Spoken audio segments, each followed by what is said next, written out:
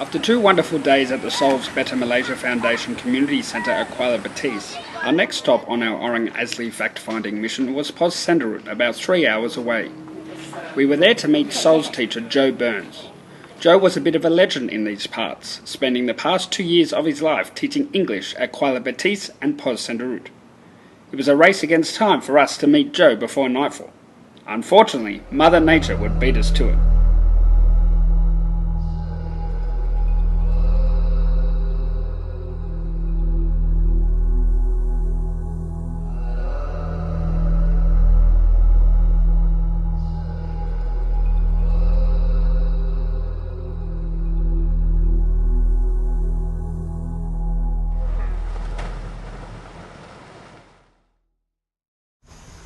So, we were on our way to the centre of Pos Senderut, up another 10 kilometres. However, there was a little bit of mud and a little bit of rain, and the van, the trusty old Solves van, didn't quite make it up the hill. There was a bit of pushing, a bit of mud sprayed in the face, and the kind locals at Kampong 2 decided to help us out, and we are now staying the night in the village church next to the village school.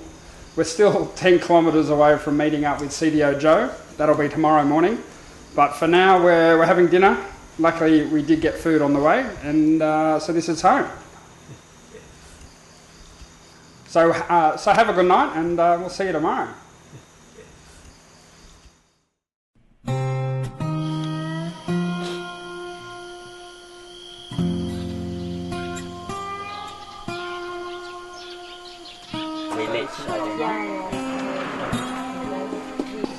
Morning, how are we?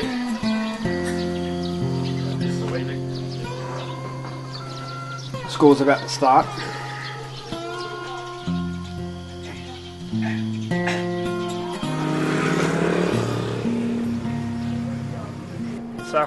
So we're back in the car. We've packed up after a lovely evening in the church where the locals have helped us out. And now we're on our way. We're going another 15 kilometres up to meet Joe, finally, who's probably wondering where we are. And we still got his dinner for him. So we'll see what happens. Hopefully we'll make it up the road and no more issues, and we'll get back in touch in a couple of hours.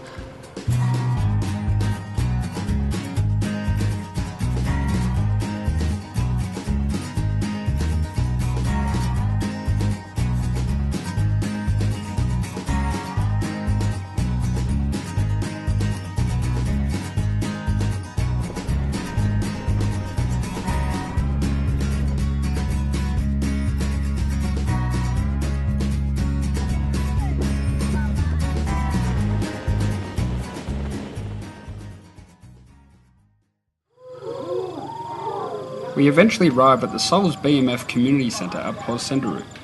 Pos Senderut is located in dense bushland about an hour's drive from Raub. The school at Kampong 5 where Joe lives and teaches was built by the local villagers from native bamboo and forest from the mountains. When we told Joe of our adventures, he was naturally quite shocked. The van? Yeah, we're in the van. Yeah. Are you insane? Yeah.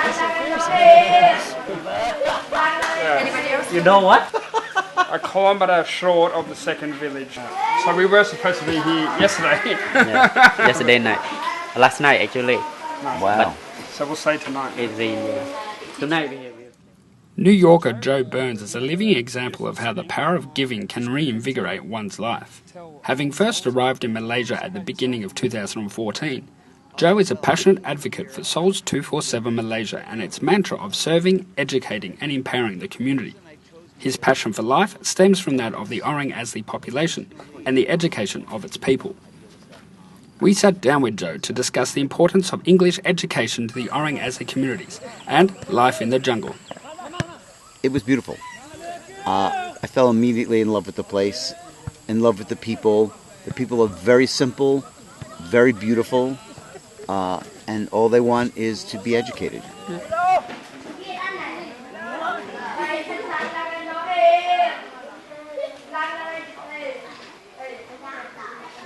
Joe takes us on a guided tour of the school. When we're full of people, we have this classroom over here, as well, a small classroom back over here.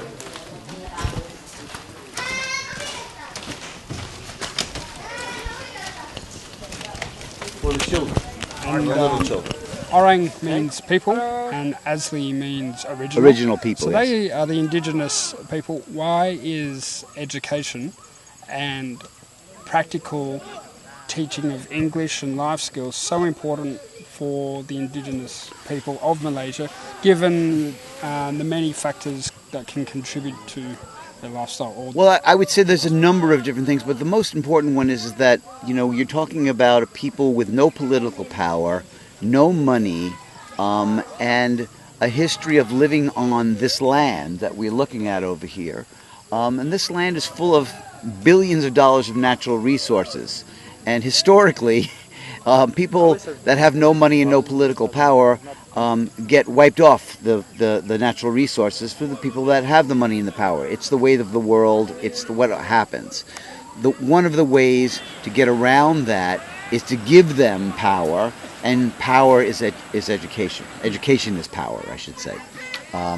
So by giving them English, not only are we teaching them a language that will allow them to get better employment, but we're also giving them the opportunity to move further in their studies and hopefully get a bunch of kids to go down to the Solar Academy and learn more English, computer skills, how to do solar installations, and so on and so forth. Learn As science. We've seen the benefit of And this. then we have the benefit right here. We stare at it. We use this every day.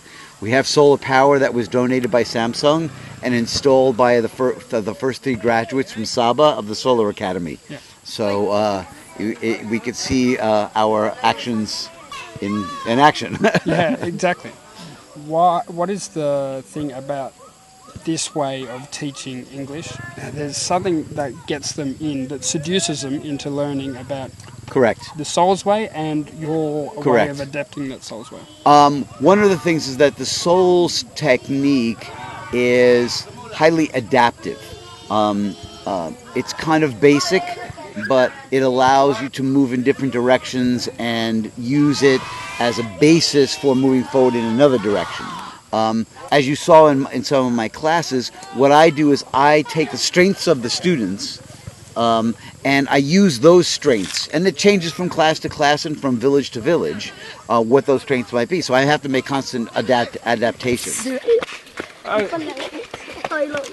But we have an office, and you know, because this place is so amazingly gorgeous, you know, we get a lot of influx of donations, people that are interested in supporting. It's very photogenic. 24 tablets. They were originally going to do 12, and they gave us 24 brand new Samsung tablets. They're doing math, as you can see on the wall over there. We're trying to get the people important to the 21st century a little bit more, so that, you know, they can deal with what's going to be the influx of the 21st century. Once you walk outside of this building, all the rest of the villages don't have any of that stuff.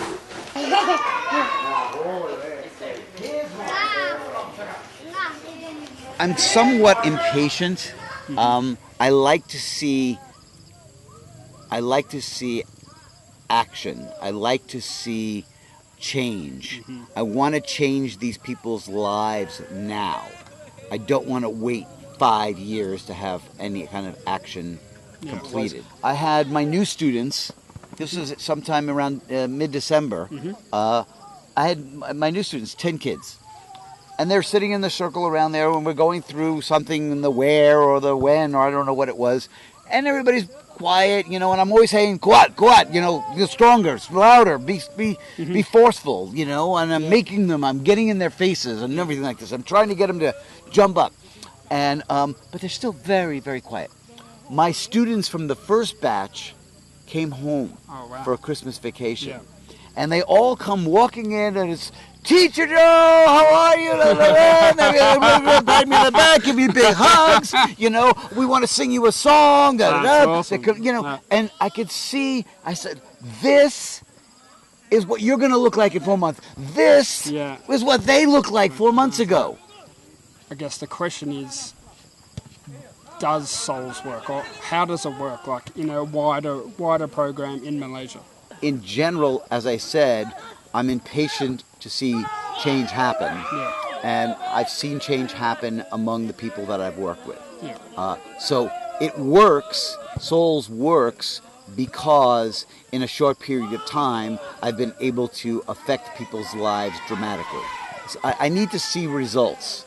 I'm impatient for changing lives. I want to see lives change quickly. And what I've seen here happen is that I've been able to take people quickly and transform them into students of the world. You know, I mean, teach them English. I've seen the system come together and work for these people in a short period of time to actually affect change, to make a difference, to change their lives, to make something happen that would not have happened if we did not come into their community and make that change ourselves. If we don't do it, it won't happen.